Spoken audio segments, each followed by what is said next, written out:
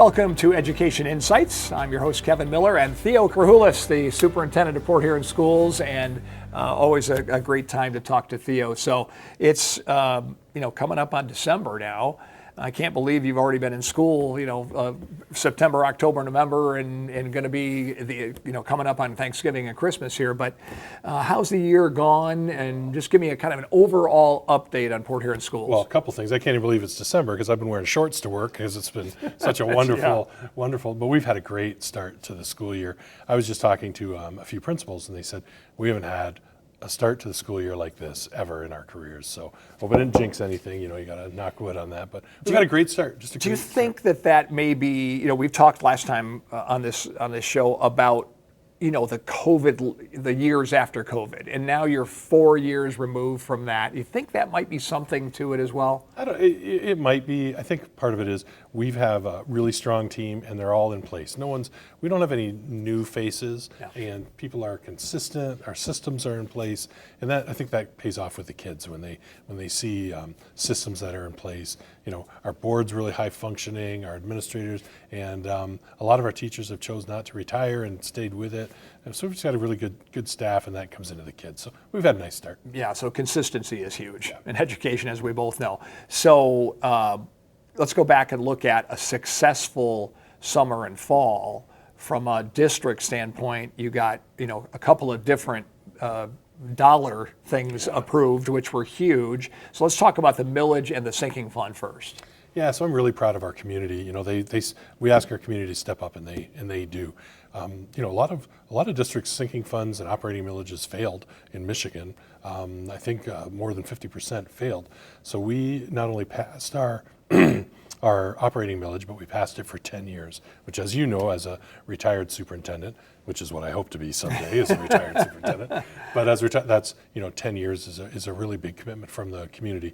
And then a pretty substantial sinking fund, and again, that's for 10 years.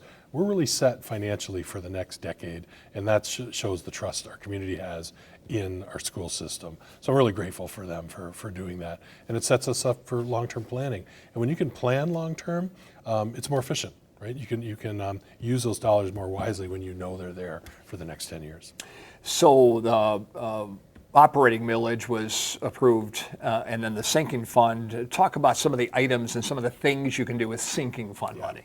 So a sinking fund is used for maintenance of our buildings, technology, which nowadays is just essential. It's almost like a no-brainer that we're going to have computers in our kids' hands. But when you have that money for 10 years, you can start to rotate. Like all of our kids get Chromebooks, right?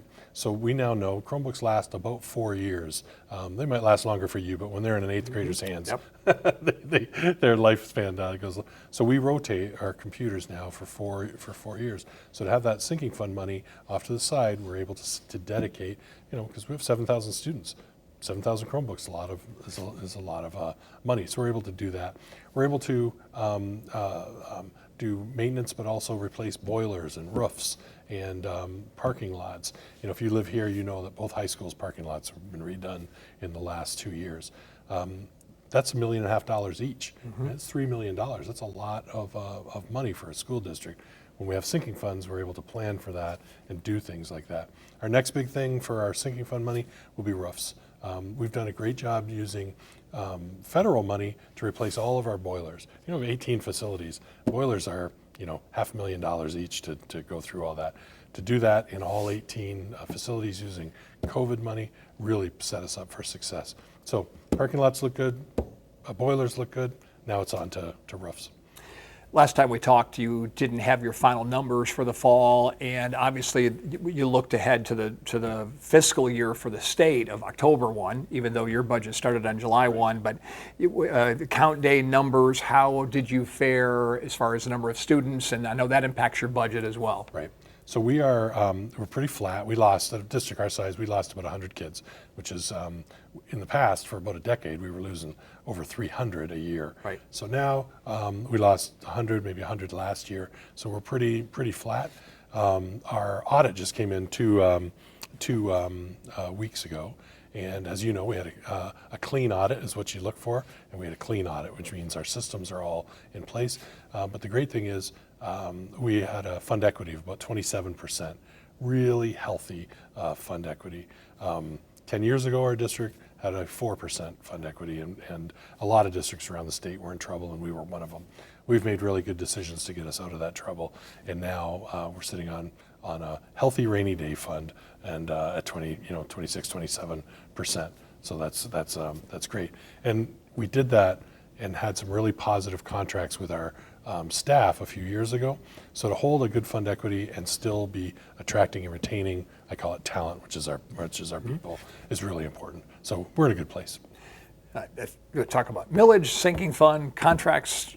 People are happy, stable. All those words are good words in education. So let's launch into some of the things that are really positive going on in Port Huron Schools, and let's touch on adult ed first off, because you've got a great story to tell.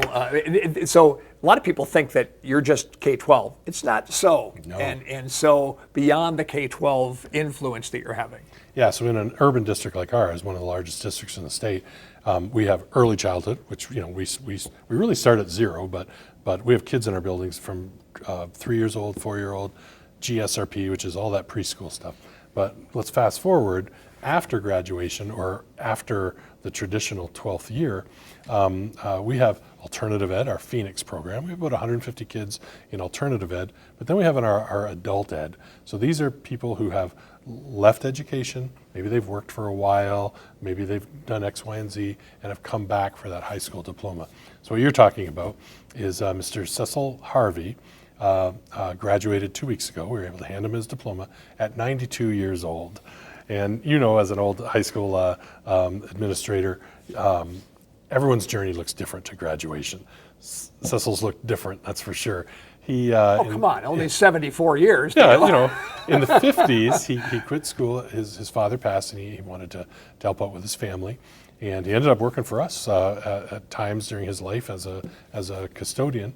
And so he works with the Council on Aging. He's 92 years young. And he had mentioned to them that he always wanted to get his high school diploma. They reached out to us. We got adult ed, had to go back into the microphage to find out, and found out what he needed. He finally finished his civics class and graduated. And we were able to have a nice ceremony. He wore his cap and gown. His family was there.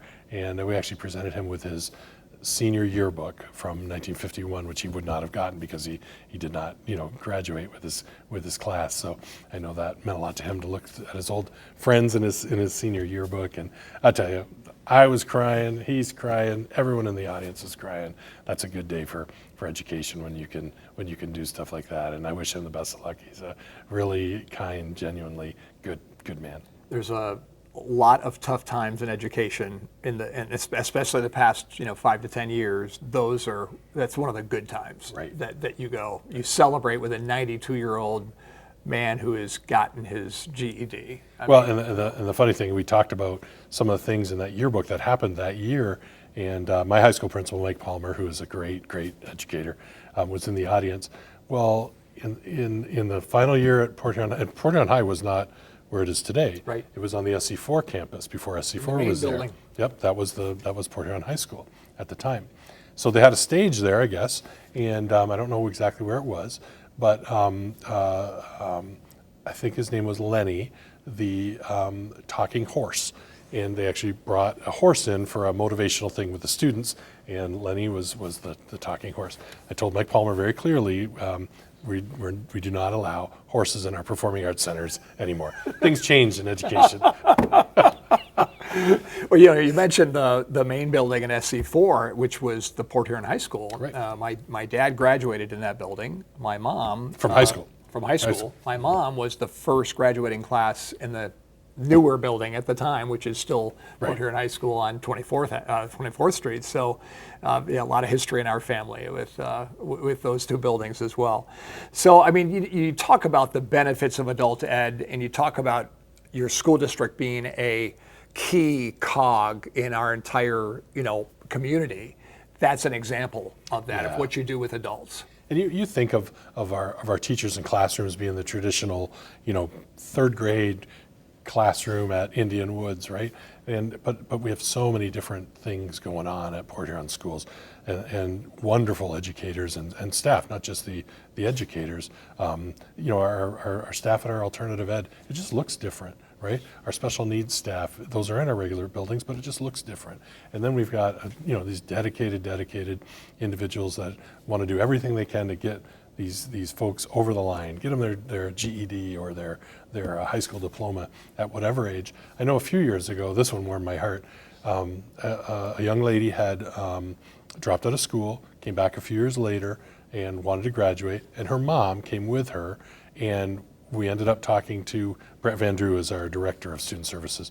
He talked the mom into going back to adult ed with the daughter, and they both walked across stage together a few years ago. Those kinds of stories. I mean, that's why we do it, right? That's another not a dry eye moment I know. with a mother-daughter graduating as well. So a few years ago, you guys embarked in, I know you did a lot of the boots on the ground work with your building fund that you got a millage passed and then built an early childhood center. Right. How successful do you think that, and what does that mean to your district to have an early childhood center? Right. So, I mean, a couple of metrics to answer that question. Number one, it's packed, so we must be doing the right thing, right? It's full. But what I love about the early childhood center is our community invested in the kids that need us the most, right? The kids that need that year before kindergarten to get the social skills, the pre-academic skills, all that stuff that some of our kids that come from marginalized communities don't necessarily have. And if you're a caregiver that's working 3 jobs, it's tough to care for a 4-year-old. And if we can take some of that burden and do it from the early, and the best thing about the early childhood center, if you ever walk through it, it's beautiful. It's got the best resources. We've given our best to our most needy, and that's the way it should be, right? Those kids have the very best in facilities, resources, awesome dedicated teachers and staff there. And I got to tell you, if I'm having a tough day, you know what I do? No kidding. Go down to the early childhood center and see a whole bunch of 4-year-olds screaming, yelling, having fun, smiling. That makes your day. That's what I used to say too. If you're just wondering about why you're doing what you're doing as a leader of a school district, just go to an early childhood room or a kindergarten room, and they run up and they love you unconditionally. Right. They love you, wrap their arms around you. It's just, and you look down and you go, this is why we do what we do. Exactly. When you think about it, education, and I don't think we think this in this mode often enough of taking a child at 4 and they're under our care and our influence for the next 14 to 15 years until they're 18.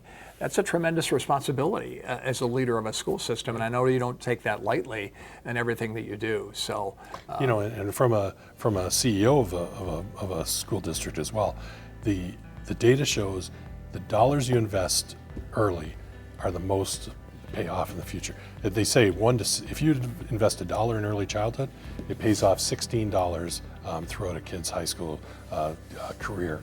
If we can handle it when they're young, you don't have to fix it or handle it later.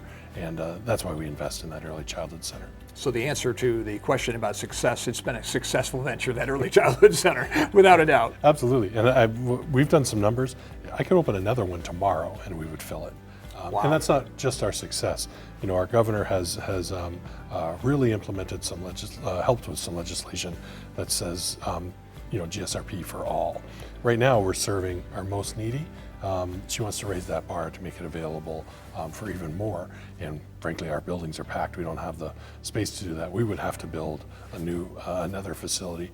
And hey, maybe that's maybe that's the right thing to do. Right. Yeah. Right. Yeah.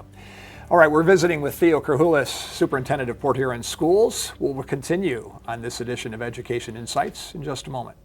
At Lake Huron Medical Center, our dedicated staff are committed to providing comprehensive care that meets your individual needs. We take time to listen to your concerns, understand your needs, and develop a customized treatment plan just for you. Trust in our expertise, experience our compassion, and let us be your partner in achieving optimal health. Visit us today and discover the Lake Huron difference.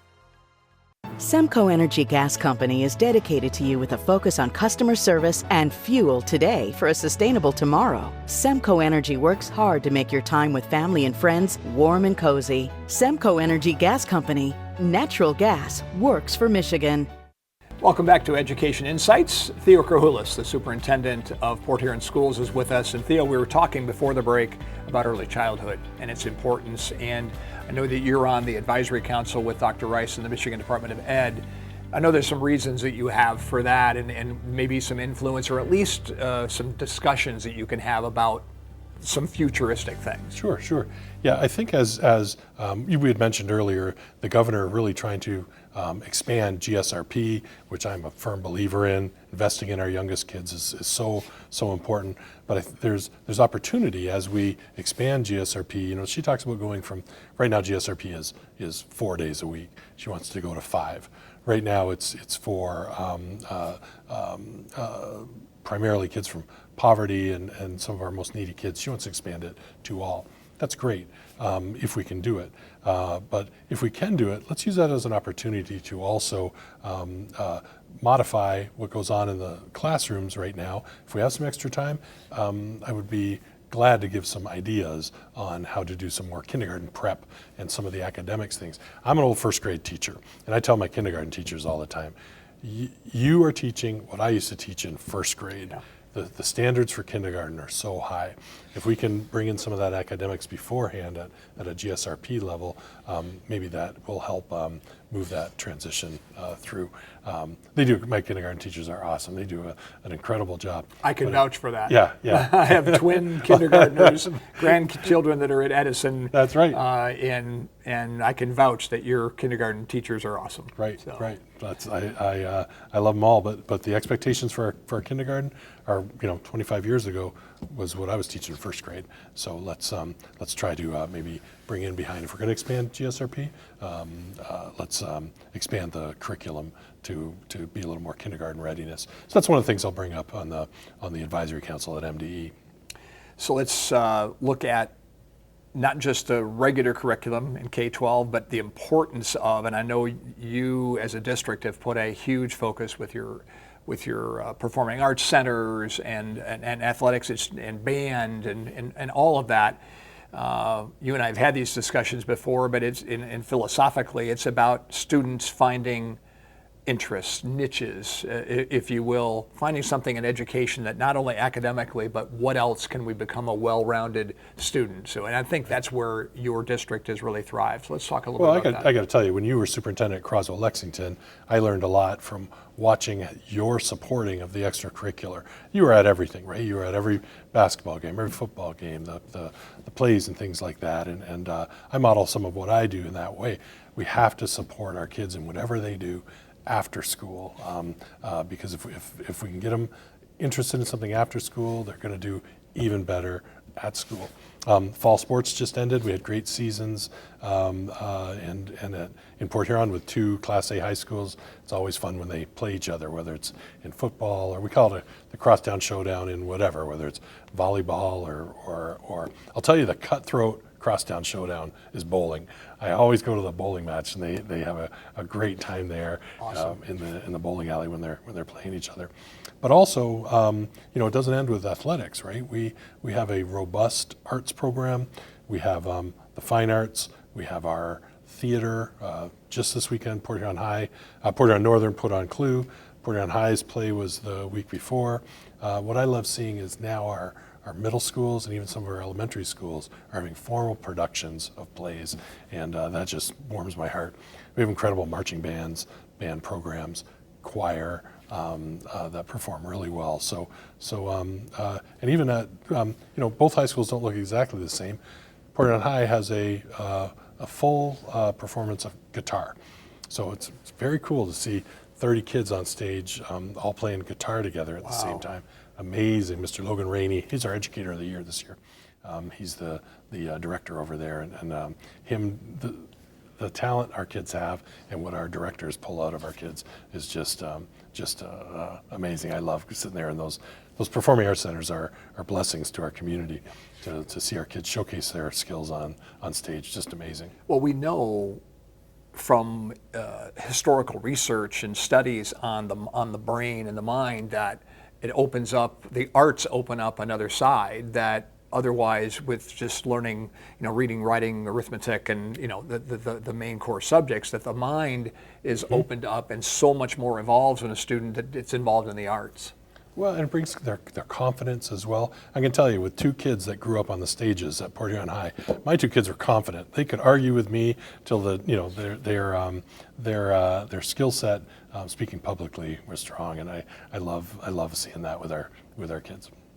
So let's talk future now. I was thinking as you were talking about our time in Kerhoulas together, but then you came to Port Huron in 2014.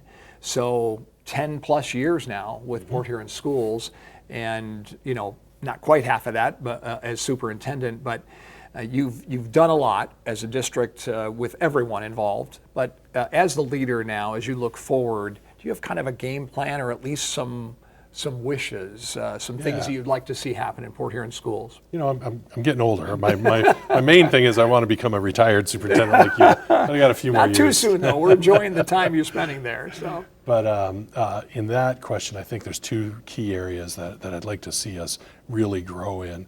And one is with diversity, equity, and inclusion.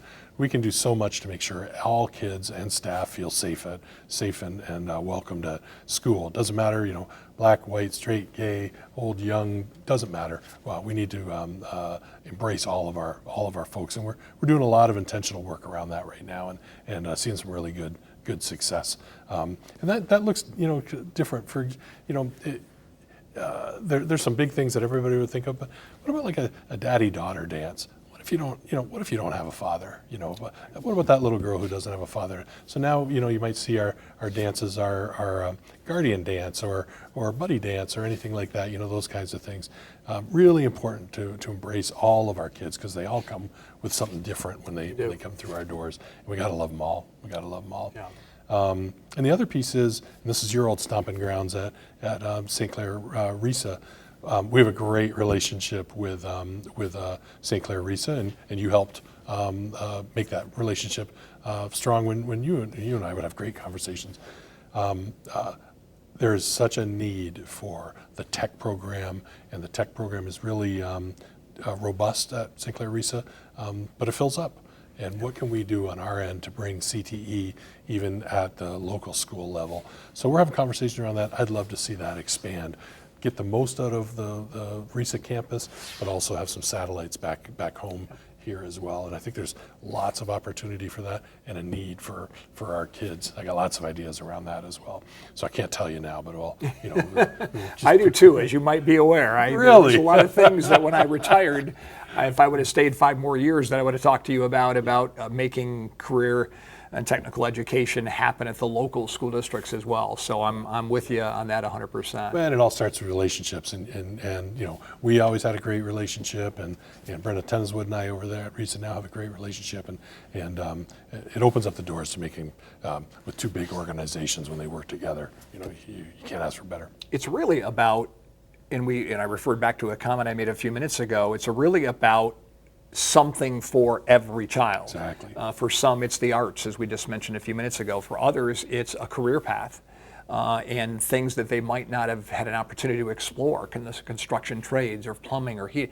All those things that we know that there are jobs out there that might not even take a college education, but an education beyond the typical high school that would involve some career training as well, and maybe an internship or an entrepreneurship that starts with students. So there's many different pathways to success. Well, and you just hit on something huge that's changed since you left the profession. We're now able to with internships and student placement, we're able to pay kids while in school to be working. We've got students at McLaren Hospital, one of our great partners, and we've got kids there that are in internships in the hospital earning, $15, $17 an hour, which is a great wage, while they're still in school. and getting credit for it. So these kids that want to be like a radio technician or something in the hospital are doing it right now, learning on the job, getting paid and credit back at the high school. It's a win-win for everybody, and the hospital loves it, right? They love having our kids there because they work hard, they're great kids, and so win-win. Well, and it might create a pipeline to jobs that they need people. Exactly. We know that in the medical profession that there's a shortage. And so looking at, and there will be, we're only aging as a society, right? So that makes a lot of sense, what you're doing there. So, well, complimentary wise, what you've done in Port Huron Schools since you arrived as superintendent, just talking about the stability and having the same people involved, you've done a lot of things right as superintendent. The school district is doing a lot of things right. I think that sets you up to be able to dream and to say, what can we do further? Because you don't have to worry about a budget. You don't have to worry about your fund balance. All those things are taken care of. So good for you, and I'm happy. I appreciate that, but as well as I do, having a great team, which I have, and a great board.